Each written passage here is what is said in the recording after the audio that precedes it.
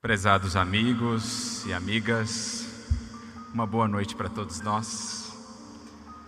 Que Jesus, nosso mestre, nosso amigo de todos os momentos, a todos nos abençoe, aos que aqui estamos, encarnados, desencarnados, que todos nos sintamos abraçados pelo grande amplexo de amor do divino amigo da humanidade. Gostaria, antes de iniciar a reflexão, de agradecer pelo convite que nos foi feito, pela oportunidade de aqui estarmos mais uma vez no Paraná, pela primeira vez aqui na conferência, agradecendo de antemão por todo o carinho recebido, o qual esperamos poder retribuir com reflexões que sejam úteis ao coração de cada um de vocês, com as sementes do Evangelho, à luz do Consolador, rogando, ansiando para que possam ser, no jardim do coração de cada um de vocês, frutos, uma árvore dadivosa, com muitas flores e muitos frutos na seara de Deus.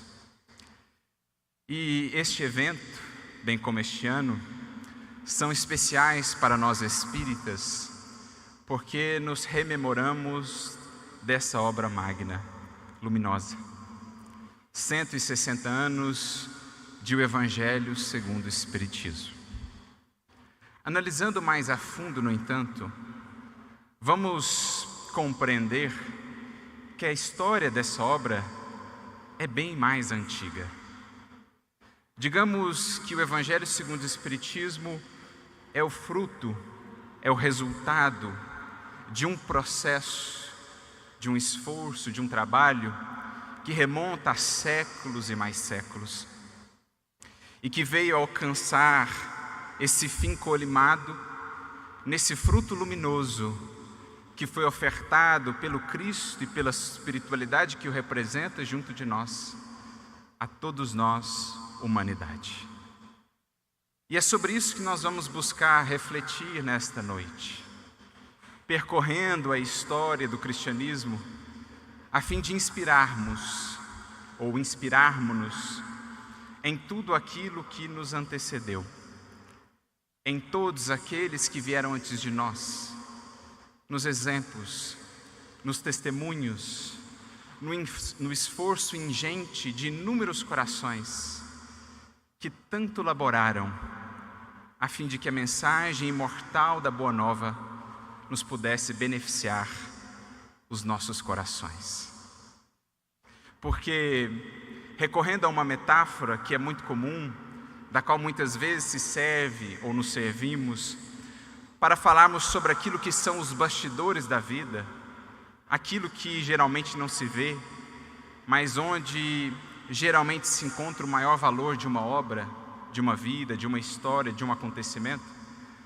Vamos nos recordar aqui, por exemplo, daquela metáfora de um iceberg, que acima da linha do mar apresenta ali uma parcela diminuta do seu volume, sendo que boa parte desse volume está oculta. E é essa parte oculta, principalmente, que hoje nos interessa, que precisamos trazer à tona, que é preciso venha à luz, para entendermos a real magnitude dessa obra, bem como do trabalho que está por detrás dela. Já foi dito que escutar é ouvir aquilo que não foi dito. Quando conversamos com alguém, uma coisa é aquilo que se diz, aquilo que se ouve. Outra coisa é o que se percebe pela audição da alma, pela percepção mais fina da intuição, da sensibilidade. Da mesma forma, uma coisa é o que vemos na história, é o que alcança de maneira mais imediata os nossos sentidos. Agora, outra coisa é aquilo que está para além do que os nossos pobres olhos podem alcançar. Aquilo que só pode ser visto com os olhos do coração, da sensibilidade, onde está a riqueza da vida, a riqueza efetiva dos gestos, dos atos e dos acontecimentos.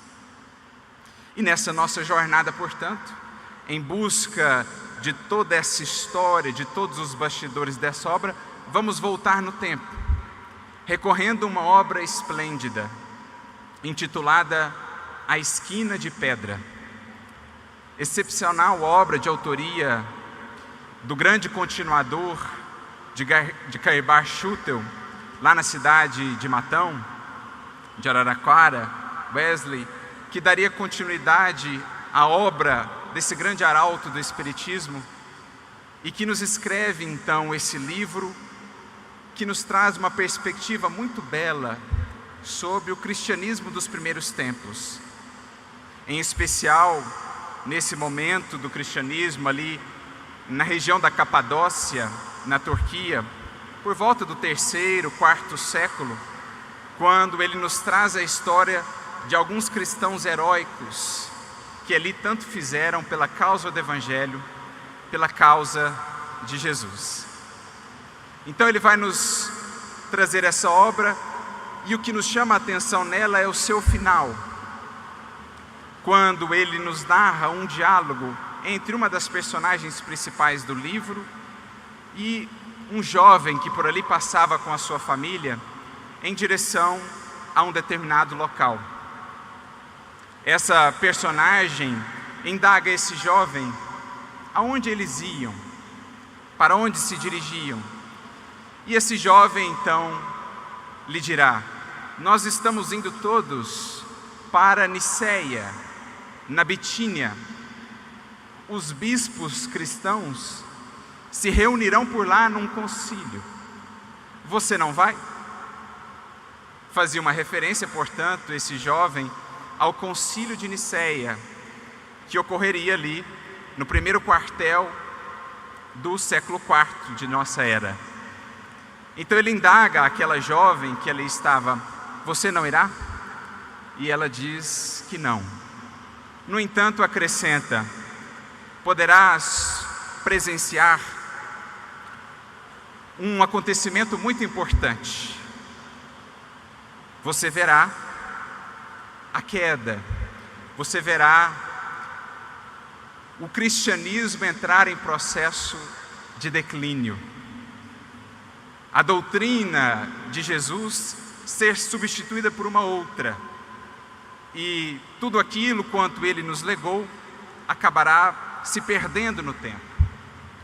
No entanto, ela acrescenta: mas um dia ele se erguerá das cinzas. Um dia a mensagem de Jesus há de se erguer das cinzas. E então aquele jovem curioso acerca dessas palavras indaga: quando? E a jovem dessa obra magistral responde apenas: não sei. Talvez demandará muito tempo. E de fato, nós vamos percebendo que eram essas palavras proféticas a encerrar esse livro, A Esquina de Pedra, que narra a história dos 40 mártires da 12ª Legião, que ali estava alocada, mártires que, por se recusarem a negar o Cristo e ao cristianismo, entregaram as suas vidas por essa causa. Palavras proféticas que nos levam ao próprio Evangelho do Mestre. Em outras palavras proféticas que ali vamos encontrar, quando, naquele que ficou conhecido como sendo o sermão profético de Jesus, no capítulo 24 de Mateus, nós vamos encontrar o Mestre com a sua visão divina a nos descortinar o porvir, os horizontes de transformação da humanidade. O discurso é extenso, a linguagem simbólica, mas extremamente profunda, mas nós vamos nos deter aqui num certo recorte que desejamos fazer desse sermão profético, a fim de nos conduzirmos depois nessa viagem, nesse passeio panorâmico que nos propomos a fazer, pela trajetória do Evangelho, da mensagem de Jesus, desde aqueles tempos até os tempos de hoje, para que consigamos entender o sentido daquelas palavras proféticas do livro A Esquina de Pedra, e assim também vislumbrar como opera a misericórdia divina no transcurso dos séculos, apesar das sombras, apesar dos desvios, dos equívocos humanos. Nos versículos de número 29 a 31 desse capítulo 24 de Mateus, vamos encontrar algumas referências, algumas falas muito interessantes de Jesus. Diz o Mestre: depois da aflição daqueles dias, o sol escurecerá. A lua não mais dará sua luz. As estrelas cairão do céu, e as potências do céu serão abaladas. E então aparecerá no céu um sinal do Filho do Homem. E mais adiante, no versículo 31, dirá o Mestre: e enviará o Senhor os seus anjos com um rijo clamor de trombetas, os quais ajuntarão os escolhidos desde os quatro ventos, os reunindo de uma extremidade à outra dos céus. Palavras, no mínimo, instigantes, intrigantes de Jesus. Ficamos a nos indagar como entendê-las. Estaria o Mestre a nos falar de fenômenos cósmicos, astronômicos, desconhecidos daqueles da nossa atual astronomia, da nossa astrofísica? Estaria ele a falar de processos ou de fenômenos que de alguma maneira derrogariam as leis que até o momento conhecemos?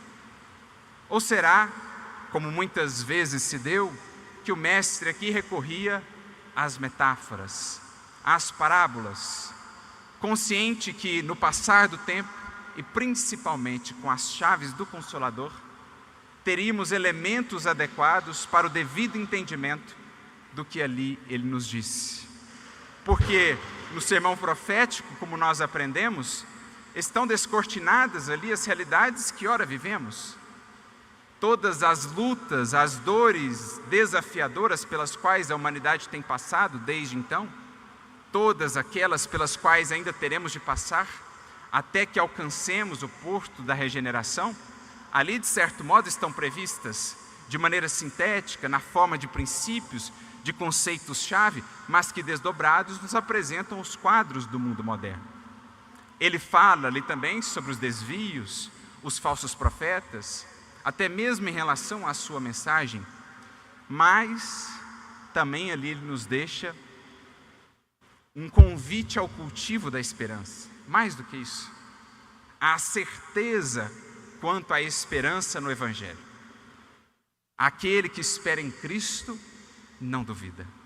Aquele que espera em Cristo guarda-se sereno, embora os horizontes, por vezes ainda tão nebulosos, tão sombrios como os vemos. Por isso ele conclui esse sermão induzindo-nos a essa confiança, chamando-nos ao amor, dizendo que a iniquidade abundaria e por isso a caridade de muitos esfriaria, mas que não permitíssemos que assim fosse em nosso coração. Porque dizendo que mesmo com todas as dores, os clamores de guerra, as lutas e quedas humanas, ainda não seria o fim. Somente quando o seu Evangelho fosse pregado em todo o mundo, quando a luz da Boa Nova estivesse irradiada e, digamos assim, consolidada em cada coração, então estaríamos de fato vendo o fim de um tempo para a abertura de um outro na infinita jornada de ascensão que há de nos conduzir a Deus. Em síntese, em linhas gerais, esse é o sermão profético. Mas dentro desse sermão maior, como se encaixam essas palavras de Jesus, aparentemente tão incompreensíveis? Sabemos que é certo, o sol um dia há de se apagar, como todas as estrelas no cosmos. Até lá, espíritos que somos, jornadeiros da eternidade, estaremos em outros rincões do universo. Mas Jesus falava de algo, digamos assim, mais próximo desse processo de transição. Então como entender? E é aí que vem em nosso auxílio a belíssima, a encantadora obra espírita, a literatura espírita de um modo geral, porque vamos percebendo o cuidado dos espíritos de nos trazerem as chaves, as pistas, nos devidos momentos, nos tempos certos, com sutileza, a fim de que, no esforço de estudo e compreensão, pudéssemos aos poucos ir decodificando o que o Senhor lá nos deixou. É certo que o mais importante de sua mensagem sempre foi claro. Não há dúvida quanto ao perdoar 70 vezes 7. Não há dúvida quanto o amai-vos uns aos outros como eu vos amei. Mas em outros aspectos, Jesus foi mais sutil, como por exemplo em torno da reencarnação, no bonito diálogo com Nicodemos, e uma série de outras questões. E assim também, sobre esse porvir da humanidade, Jesus deu-nos o fundamento, sabendo que mais tarde a espiritualidade nos traria as fontes, as lentes devidas para que pudéssemos analisar esses textos sob um novo olhar, sob um novo prisma. E é assim que vamos encontrar, por exemplo, uma dessas obras que nos é tão cara ao coração, tão tocante na profundidade dos relatos que o querido benfeitor Emmanuel ali nos traz, relatos dele próprio, por ele vividos, abrindo o seu coração e contando-nos as suas dores, as suas amarguras, as suas defecções. Refiro-me ao livro Há 2000 anos, quando na segunda parte, no capítulo de número 6, intitulado Alvoradas do Reino do Senhor, vamos encontrar como que uma nova versão do sermão profético, com algumas explicações, digamos, alguns desdobramentos. E na verdade, esse é um discurso que foi proferido pelo próprio Mestre, só que agora no mundo espiritual. Quando do desencarne de Lívia, sua amada esposa, martirizada no circo romano, ali por volta do ano 58 depois de Cristo, conta-nos Emmanuel na obra que Lívia, bem como os outros mártires que ali estavam, foram recebidos do mundo espiritual pelo próprio Mestre. Primeiro, o céu se fende e maravilhas assim indescritíveis puderam eles, os mártires, presenciar. Coros angélicos, hosanas, luzes, bênçãos assim incontáveis. Quando de repente o próprio Mestre surge e fala àqueles corações, dos primeiros a se molarem por amor a Ele e ao seu Evangelho, alentando não só a esperança deles para o longo trabalho séculos afora, mas também por meio do há 2000 anos que viria mais tarde, alentando a esperança e a força no coração de todos nós. E então que ele começa a ter uma fala muito similar àquilo que nós encontramos no sermão profético, com outros termos, com outras expressões, mas logo nós vamos identificando as correlações e percebendo que na verdade o Mestre está ali como que explicando já algumas coisas daquilo que haveria de se suceder. E um dos pontos nos chamou a atenção, que está aqui diretamente associado àqueles versículos que nós recortamos do sermão profético de Jesus. Porque nós ficamos a pensar, voltando aos símbolos, o que poderia representar ali aquele sol, aquela lua? Se não os entendermos assim tão literalmente, qual seria o sentido simbólico? Por onde poderíamos nos encaminhar? E o sol é essa luz, é essa força, é essa potência que nutre e mantém a vida física no orbe inteiro. Fazendo um paralelo do ponto de vista espiritual, qual seria esse ser? Sol de primeira grandeza, sol de amor e misericórdia, que tem projetado os seus raios sobre nós há séculos incontáveis. Quem poderia ser esse ser? Ou o que poderia ser esse sol, senão a mensagem desse ser? A mensagem que ele nos legou. É o que o próprio Emmanuel mais tarde nos diria. O Evangelho é o sol da imortalidade. Ou lá em um livro Ave Cristo, vamos ver o benfeitor Cláudio a acrescentar: Cristo é o sol espiritual de nossos destinos. Antes dele, tateávamos nas sombras. Depois dele, como dizia a profecia, a luz raiou. O sol brilhou, encantando, fascinando e marcando de maneira indelével a história da humanidade. Figuremos, pois, esse sol como sendo Jesus, no simbolismo do texto, ou a sua mensagem, o Evangelho? Pois bem, nessa perspectiva, o que nos cabe a nós, cristãos, senão refletirmos a luz do sol? Qual não é o papel de nós, os seus seguidores, ou pelo menos deveria sê-lo, senão o de refleti-lo para o mundo, para a humanidade terrestre?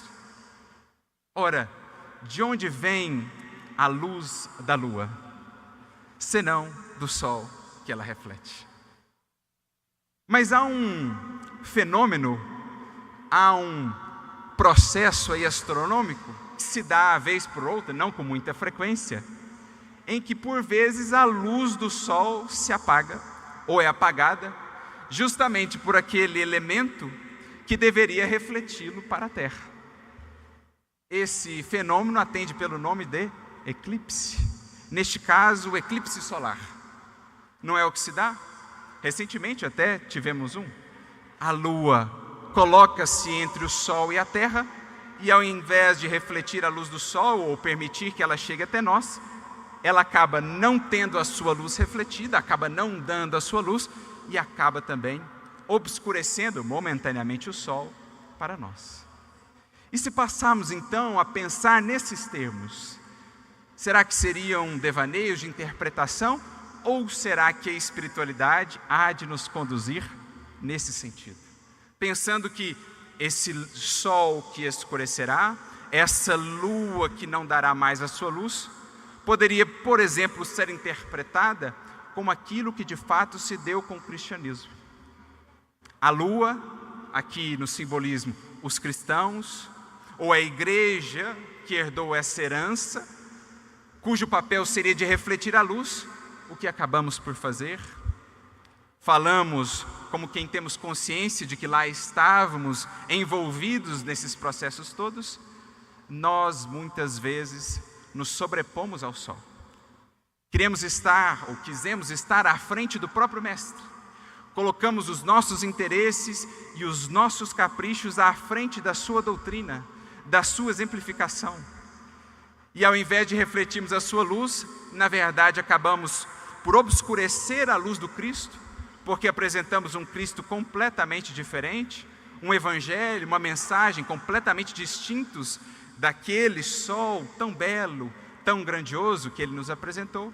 E assim também nós não refletimos luz alguma, porque a nossa luz dependia do sol. Não foi de fato o que se deu? Lembrando a cena do livro A Esquina de Pedra, que menciona o concílio de Nicéia e a personagem que diz: assistirás uma coisa, um fato importante, o declínio do cristianismo. Sua doutrina será substituída por outra, mas um dia ele se erguerá das cinzas. Um dia o sol voltará a brilhar. Pois bem, voltando ao discurso de Jesus aos mártires, no livro Há 2000 anos, o mestre se volta àqueles corações e diz: quando se verificar este eclipse dos meus ensinamentos do mundo, nem por isso deixarei de amar intensamente o rebanho das minhas ovelhas tresmalhadas do aprisco. A gente fica a se perguntar, será que a palavra eclipse aqui é realmente um acaso? Ou será que não temos aqui uma chave de entendimento, de compreensão? Se fosse uma só vez que ela nos aparecesse, a dúvida talvez ainda seria possível. Nós vamos recorrer também então ao irmão X, no livro Doutrina e Escola, capítulo 9, por exemplo, quando lá ele nos dirá: quando se deu o eclipse do Evangelho no culto exterior, o eclipse do Evangelho no culto exterior. Criamos inúmeros paramentos, rituais, elementos adicionais à doutrina simples, pura do Divino Mestre, eclipsando essa simplicidade e essa pureza em nossos acréscimos, soterrando aquela beleza simples e por isso mesmo encantadora, por tudo aquilo que nós fomos colocando, adicionando por cima, frutos, na maioria das vezes, dos nossos caprichos, dos nossos interesses. Então, o Evangelho eclipsado no culto exterior. Como veremos também no capítulo 5 do livro Doutrina e Escola, numa mensagem em que irmão X, Humberto de Campos, nos fala sobre Allan Kardec, recordando a tarefa, a missão sublime desse apóstolo de Jesus, lá também ele vai se servir dessa palavrinha, o evangelho de amor eclipsado no jogo das ambições do mundo. Então, a partir dessas pistas sutis que a espiritualidade nos traz, vamos construindo uma nova visão sobre o quadro. Não está o Senhor a falar do sol físico, da nossa lua, o nosso satélite vai estar lá cumprindo a sua função, que é a função de iluminar as noites. Emmanuel, inclusive, faz uma comparação muito bela no livro Consolador, dizendo que se o sol pode ser entendido como a fé, a lua será para nós todos a esperança, aquela destinada a brilhar especialmente nas noites mais sombrias e mais escuras. Então o nosso sol e a nossa lua ficarão lá por bilhões de anos ainda. Jesus está a nos falar do que aconteceria com a sua mensagem. Um sol que foi eclipsado no jogo dos interesses humanos. Nós, os chamados a refleti-lo, nos sobrepondo a ele, impedindo que a sua luz pudesse alcançar ou chegar viva aos demais corações. Mas o alto nunca dorme. E em todos os tempos, o Senhor tem feito brilhar no mundo, nos caminhos do mundo, raios desse sol. Mesmo na noite sombria da Idade Média, alguns pequeninos sóis, algumas estrelas cadentes por ali passaram. Como não nos recordarmos da grande estrela, do sol de tamanha grandeza, que foi Francisco de Assis, a relembrar-nos do calor daquele sol que outrora havia brilhado na Galileia. Os raios acolhedores da sua simplicidade, da sua amorosidade, da sua indulgência, Francisco soube refletir, representando um verdadeiro clarão em tempos sombrios da história do cristianismo, marcados pelas cruzadas, pela Inquisição, contemporâneos ali a Francisco de Assis.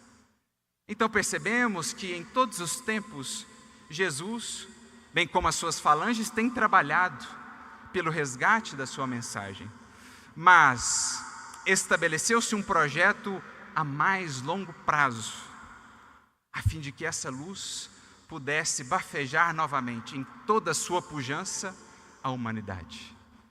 Vários nomes poderíamos citar ao longo dos séculos, que tiveram essa incumbência, que vieram e aqui passaram quais raios desse sol. Mas nós vamos pensar num desses corações que estará assim estreitamente associado a nós, espíritas. Aquele que mais tarde, como sabemos, o próprio irmão X assim nos informa, na mensagem já citada, capítulo 5 do livro Doutrina e Escola, aquele que mais tarde viria a ser Allan Kardec, mas que um dia foi Ian Hus. E nós temos ultimamente meditado, estudado as cartas de Ian Hus, algo de sua biografia, e temos nos impressionado com a grandeza desse espírito, com o projeto que ele abraçou, antecedendo a sua encarnação como Allan Kardec, que no fundo não era senão o projeto de resgatar para a humanidade essa sublime luz, esse divino sol. Começando lá, alguns séculos antes do advento do Consolador. Porque assim trabalha o alto, sutilmente, gradualmente. O que para nós parecem períodos tão longos de tempo, para o alto não é senão um relâmpago na história da humanidade. E o projeto Resgate do Evangelho já estava em curso, muito antes de chegarmos a essa obra magna que hoje aqui nos reúne, o Evangelho segundo o Espiritismo. Porque lá atrás, Ian Hus, seguindo os passos de Wycliffe e outros, começou a indagar alguns desses desvios, justamente daqueles que tinham o papel de refletir a luz sublime de Jesus. Começou a indagar e naturalmente encontrou por isso desafios, perseguições, lutas. E ele, manteve-se a todo tempo fiel àquilo que defendia. Não queria senão voltar-nos de volta para aquela simplicidade, escoimar o movimento do Evangelho, o movimento cristão, das contradições, dos excessos a que havíamos nos entregado, esquecidos daquela mensagem primeva. E assim manteve-se firme em seus ideais. Foi chamado ao concílio de Constança, mais uma vez um concílio no caminho, teoricamente com um salvo-conduto. Mas ali foi preso, interrogado por várias vezes, humilhado de todas as maneiras, mas manteve-se firme em seus ideais, nas defesas que fazia em torno do Evangelho e principalmente acerca da verdade. Os seus historiadores, biógrafos, serão quase que unânimes em dizer que aquilo que mais o movia era esse compromisso com a verdade, que mais tarde veremos tão claro, tão límpido em Allan Kardec, a serviço do Espírito de verdade. É assim que já às vésperas de ser conduzido à fogueira, onde foi queimado vivo, Ian Hus recebe na sua cabeça uma coroa de papel, no sentido de ironizá-lo, de escarnecê-lo. Nessa coroa de papel pintados alguns demônios, que faziam ali menção, um movimento de puxarem a sua alma, como a dizer que a sua alma pertencia a eles. Tentam, portanto, humilhá-lo, e ele então apenas diz: nosso Senhor Jesus Cristo recebeu uma coroa muito mais pesada e muito mais pungente por nós, infelizes pecadores. Eu, portanto, muito humildemente, aceitarei essa coroa mais leve, embora difamante, por amor do seu nome e por amor da verdade. Esse é Ian Hus, sendo conduzido à fogueira, e já estando lá atado à estaca, com a lenha sendo colocada no entorno de seu corpo, dão-lhe ainda uma chance e dizem: abjura agora e te salvarás. E essa alma grandiosa em sua fidelidade ao Mestre viria dizer: Deus é testemunha de que as falsidades que têm dito a meu respeito, eu nunca ensinei ou preguei. Meu intento não foi senão, em tudo que fiz, em cada escrito, em cada ato, senão nos afastar dos equívocos de entendimento em torno do Evangelho. Mas, por amor a essa verdade do Evangelho, que escrevi, ensinei e preguei, estou disposto a morrer alegremente hoje. E assim despede-se do mundo o grande mártir, que viria a ser o precursor da reforma, que viria a ser aquele que abriria caminhos do mundo para o resgate da mensagem de Jesus, que àqueles tempos não era acessada nem nas palavras, quanto mais no entendimento. Porque Jesus, certa feita, nos disse, João 6,63, as palavras que vos disse são espírito e são vida. 3 dimensões, portanto, meus amigos, em torno do Evangelho. Primeiro, as palavras escritas ou faladas que chegaram até nós, as lições que podemos analisar, que podemos compulsar. Depois, o espírito do Evangelho, o entendimento, a interpretação, o sentimento que daí brota. E, finalmente, a vida transformada pelo Evangelho. O projeto de resgate do Evangelho para o mundo girava em torno desses 3 pontos. Primeiro, nós precisamos resgatar as palavras do Evangelho, que não estão acessíveis a todos, enclausuradas que estavam nos mosteiros, nos seminários, nas basílicas, nos santuários. Primeiro precisaremos resgatar a palavra, o texto, a fim de que os corações possam chegar até ele, criar para com esses textos a sua relação, sentir que Jesus com eles conversa através desses textos. Como um dia Jesus disse a Pedro, aflito nas lutas da casa do caminho: Pedro, sempre que quiseres falar comigo, lembra que o Evangelho tem a minha palavra. E esse foi o grande mérito de Lutero, da Reforma, é preciso reconheçamos. E Lutero haveria de exaltar a grandeza de Jan Hus como um dos principais inspiradores para a sua tarefa, enfrentando muitas lutas também, mas trazendo de volta ao povo, à humanidade, pelo menos a palavra, pelo menos o texto, traduzido para o alemão, não mais o latim, que a maioria das pessoas não conhecia, agora na língua de cada um. É preciso que o Evangelho seja conhecido, que Jesus seja lido, para que possa ser entendido, como nos pede Vicente de Paulo em O Evangelho segundo o Espiritismo. Boa parte dos vossos males e das vossas dores surge do abandono voluntário a que votais, esse código sublime das leis divinas. Gostaria que se dedicassem mais tempo às leituras evangélicas, à meditação em torno das palavras de Jesus. Então, primeiro resgatar a palavra, para depois resgatarmos o Espírito, o entendimento, a interpretação, visando o quê? As vidas transformadas pelo Evangelho, porque é isso que definirá o novo tempo, a nova era. Como Kardec mesmo comentará mais tarde no livro A Gênese, capítulo 17, quando comenta o sermão profético, no item 56 desse capítulo, Kardec dirá: para além de todo o simbolismo, das metáforas e tudo mais, no sermão profético do Mestre podemos ver a descrição de 3 etapas, de 3 momentos. Por um lado, as dores do processo, as lutas, as dificuldades. Depois, o resgate do Evangelho restaurado, para que então cheguemos ao tempo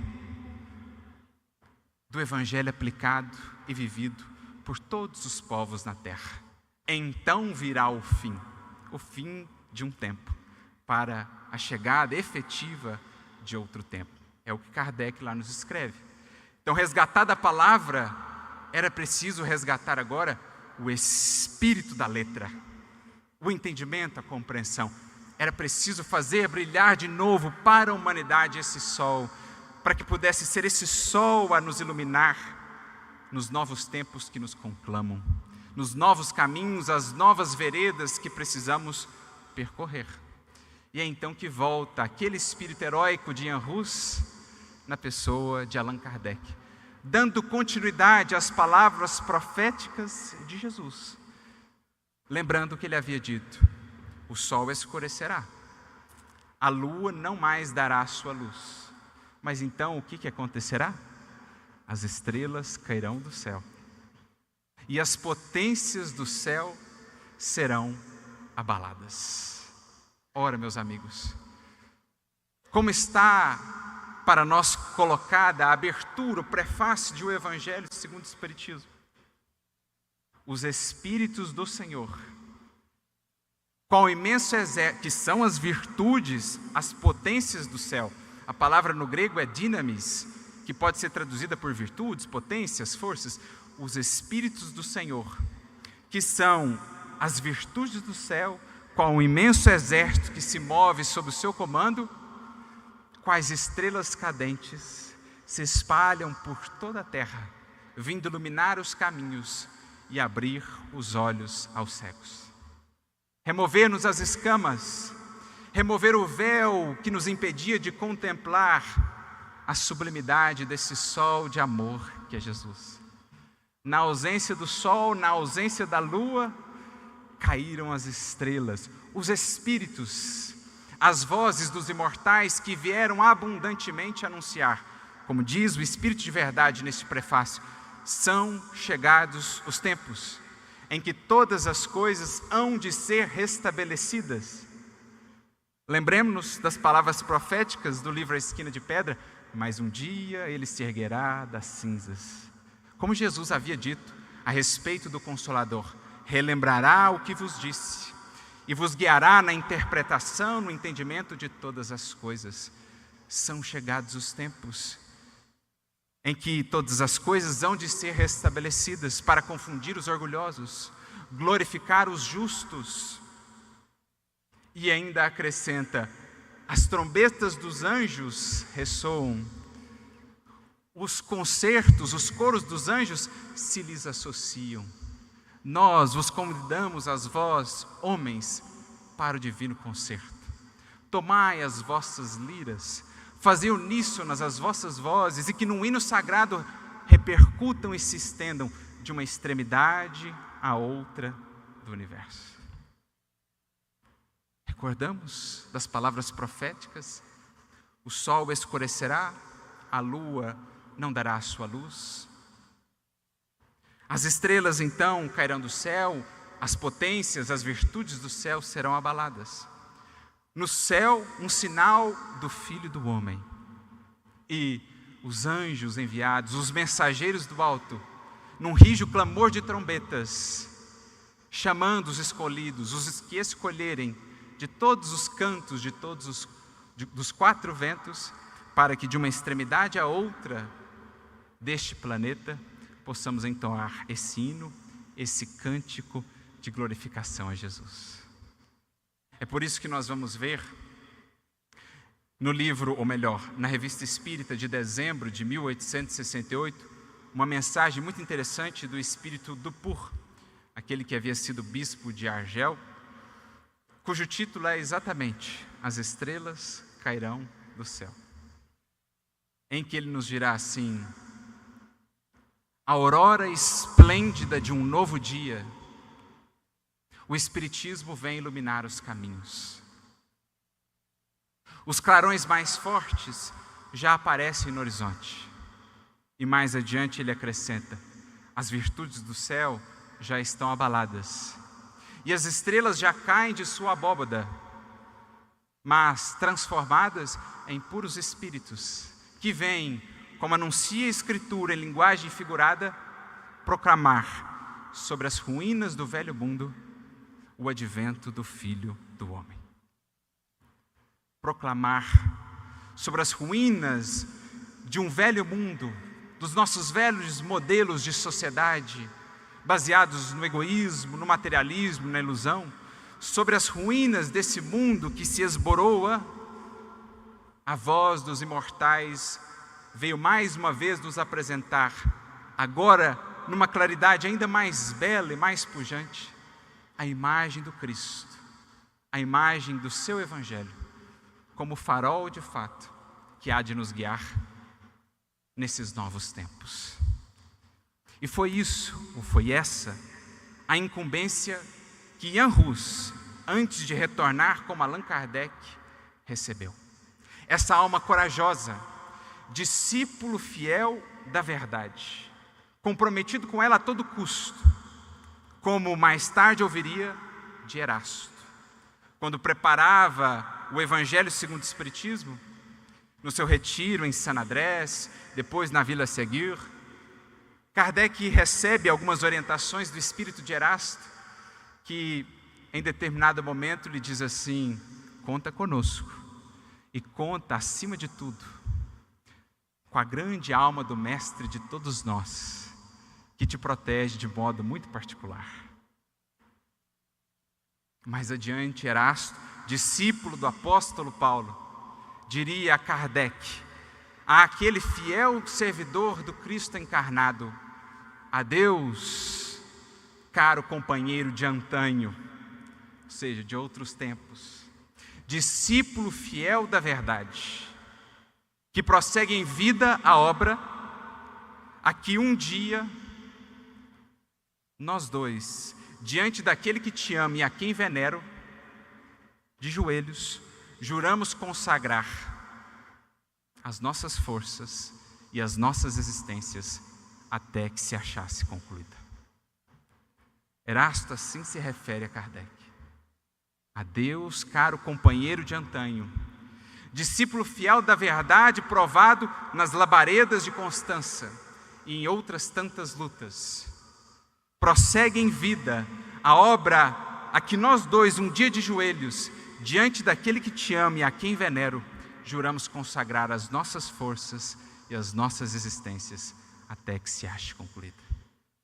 Ora, que obra é essa, pela qual esse Espírito vem trabalhando há séculos, senão a de nos trazer, a de nos proporcionar de volta o Evangelho redivivo de Jesus.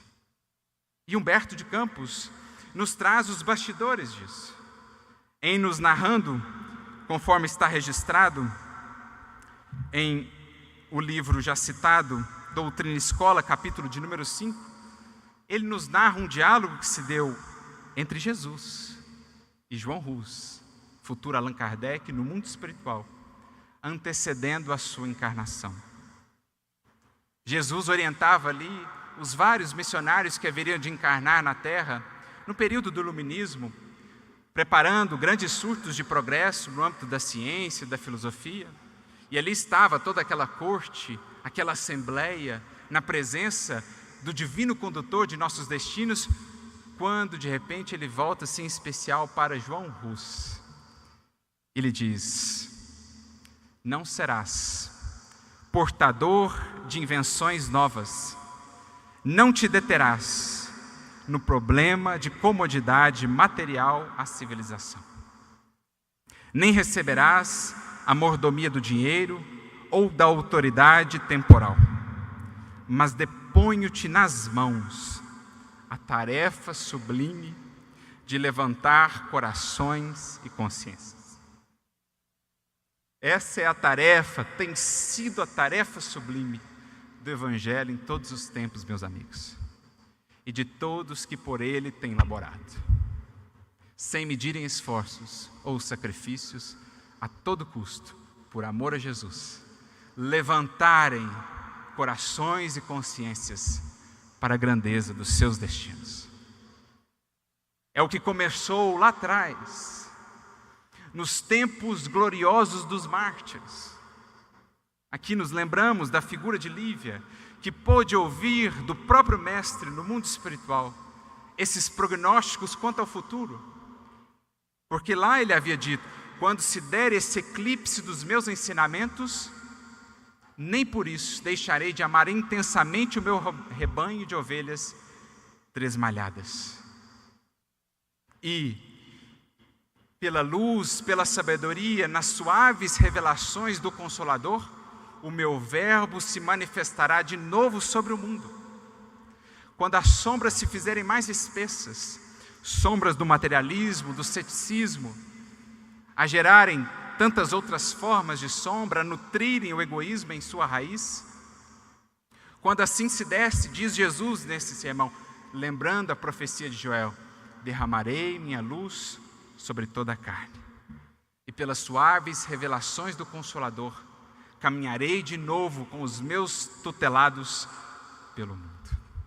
Mas até lá, diz ele também, aos mártires que ali retornavam gloriosos ao mundo espiritual: muitos dos meus seguidores tombarão exânimes nessa luta, mas farão parte da caravana apostólica que nunca se dissolverá.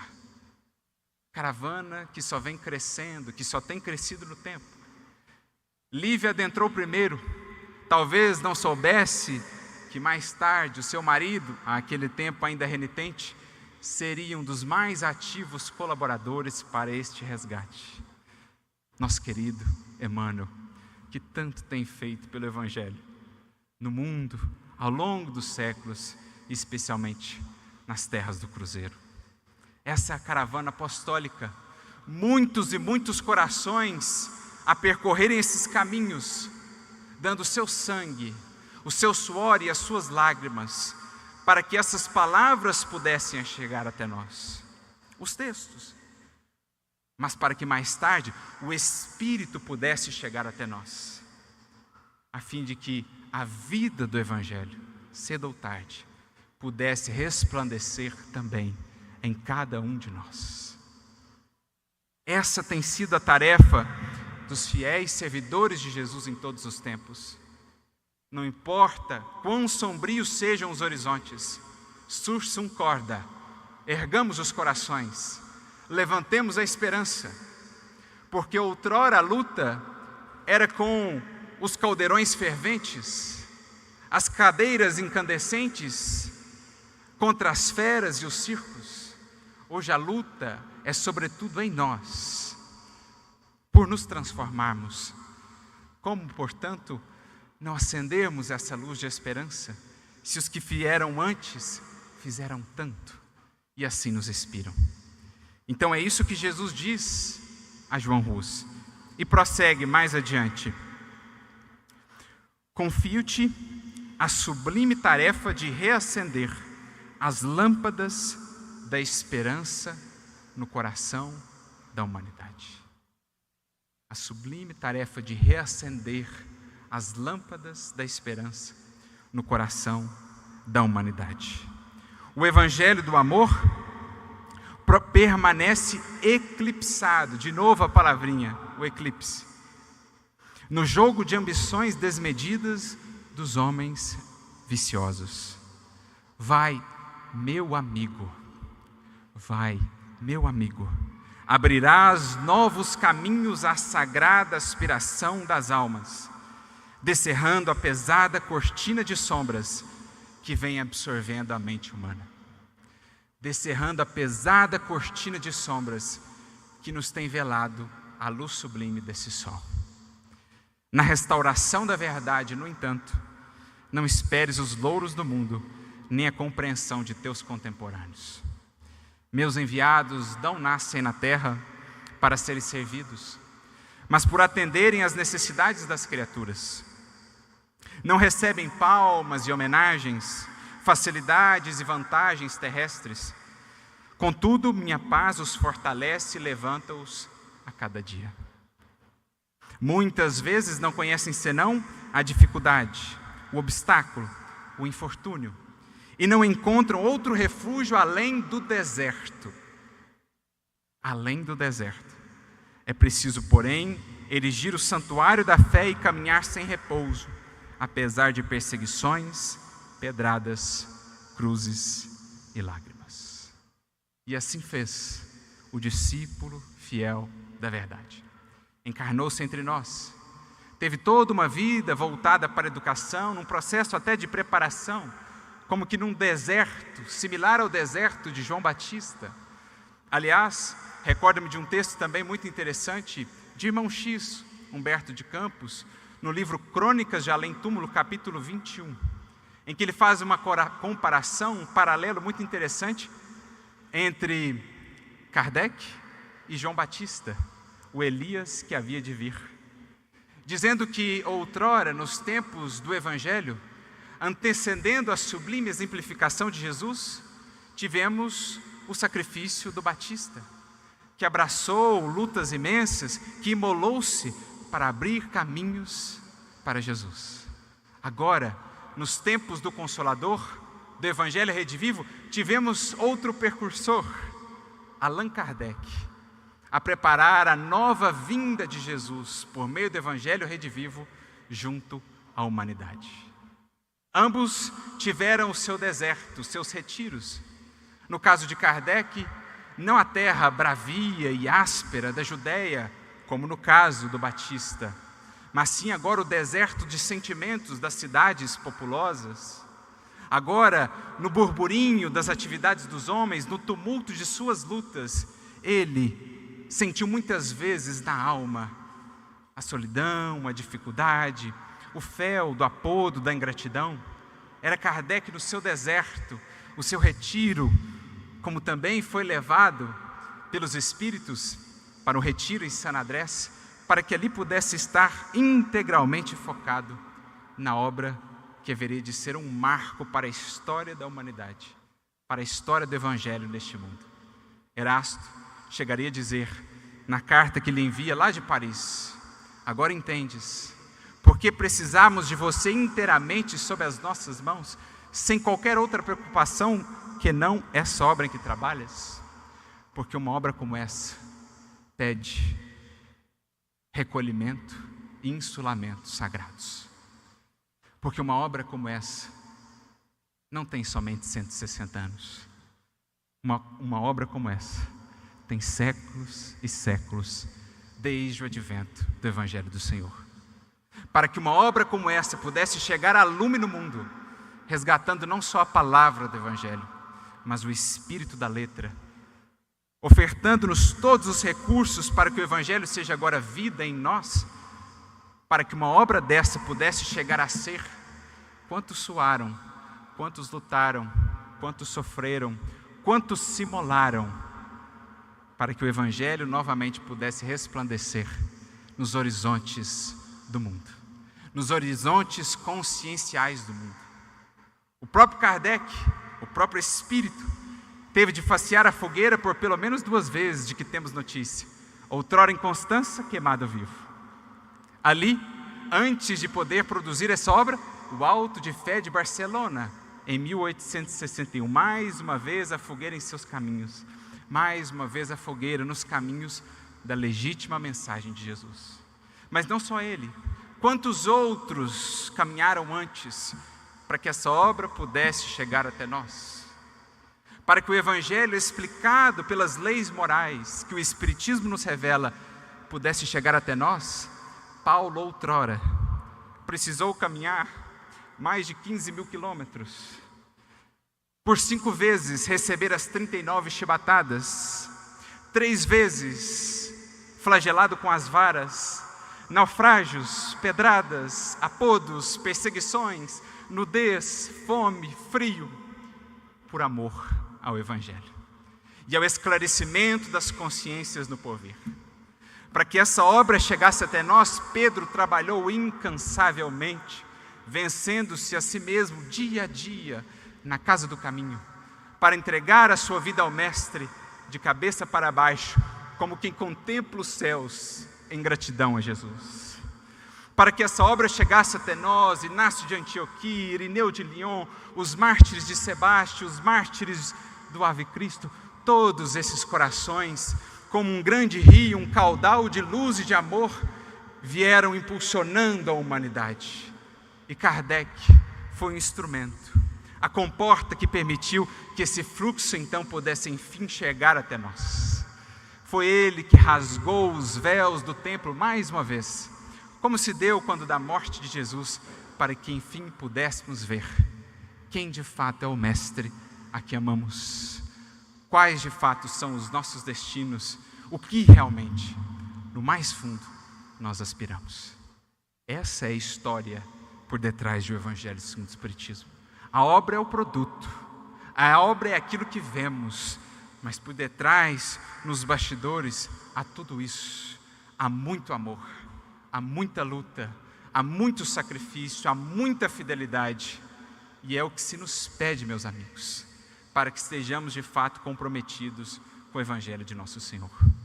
Por isso, uma das cenas, pelo menos para nós, mais emblemáticas, no que diz respeito à elaboração dessa obra, está registrada na Revista Espírita de 1904, depois foi inserida no livro Obras Póstumas pela Federação Espírita Brasileira, um caso de segunda vista, quando Kardec relata um acontecimento que se deu depois dele voltar do seu retiro em San Andrés, onde estava lá dedicado a trabalhar no Evangelho segundo o Espiritismo. Ele se recolhe para a Vila Ségur para que ali pudesse trabalhar com mais tranquilidade.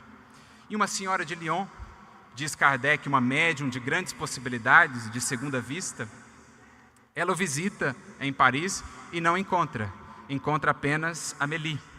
E ali elas conversam e tal, sobre a impossibilidade de encontrá-la, ela precisaria partir. E aí a Amélie lhe dá uma ideia: bom, já que você tem essa faculdade mediúnica, por que você não vai até lá em espírito? E veja no que ele trabalha. A essa altura nem Amélie sabia no que Kardec trabalhava, somente ele. O que para ele foi um motivo ainda de mais segurança, porque nem o médium que enviou a mensagem de Erasto sabia no que ele trabalhava. E a mensagem fazia todo sentido. Então, a médium acata a sugestão e vai em desdobramento até a Vila Ségur.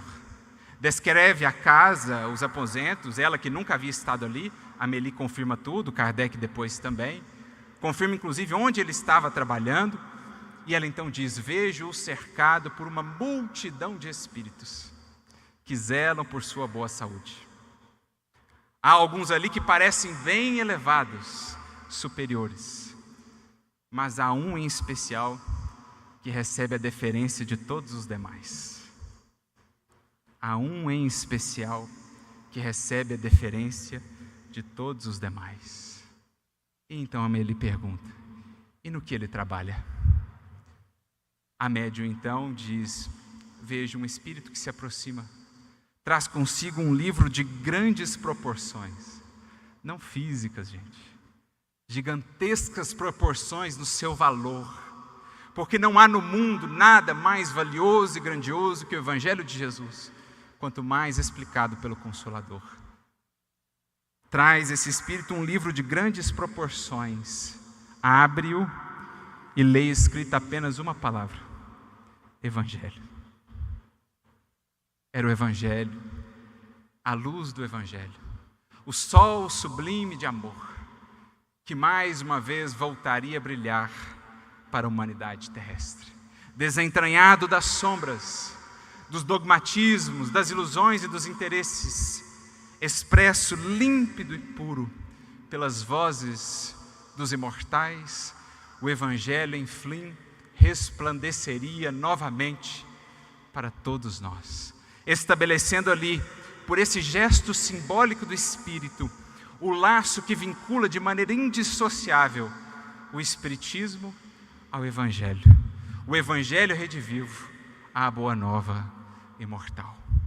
Essa a história por detrás dessa obra, da qual fizemos aqui, claro, apenas um singelo recorte. Quantos outros nomes não precisaríamos aqui citar? Emmanuel, Chico Xavier, Divaldo e outros tantos nomes, se pensarmos nos mais próximos de nós, no tempo e no espaço, mas aqueles que lá atrás vêm trabalhando, suando, lutando, para que enfim Jesus pudesse mais uma vez se manifestar, tão belo como naqueles dias inolvidáveis da Galileia, e o seu sublime poema do Evangelho pudesse mais uma vez ecoar e ressoar para toda a humanidade terrestre, dizendo-nos a todos: não vos deixarei, não vos deixei órfãos, eis que estou convosco, como prometi, até a consumação dos séculos. Diante de tudo isso, diante, portanto, de tanto investimento de amor e de luz, de tantos e tantos corações por todos nós e pela humanidade como um todo, o que dizermos, meus amigos, senão apenas: Ave Cristo, Ave Sol de amor de nossos passos, bendito seja o teu Evangelho redivivo, no Evangelho segundo o Espiritismo, pelas sublimes vozes do Consolador, a Kardec e aos Espíritos do Senhor, que o trouxeram de volta até nós, a nossa mais profunda gratidão, a nossa sempiterna gratidão e os nossos votos, o nosso compromisso de servirmos nesta causa enquanto as forças estiverem em nós, no limite de nossas possibilidades. Que Jesus a todos nos abençoe, muita luz e muita paz. Senhor Jesus, chegamos à etapa final das nossas atividades no dia de hoje. E ao encerrá-las, desejamos agradecer-te todas as dádivas com que a tua misericórdia nos enriqueceu. Agradecemos-te, Senhor, a própria presença tua,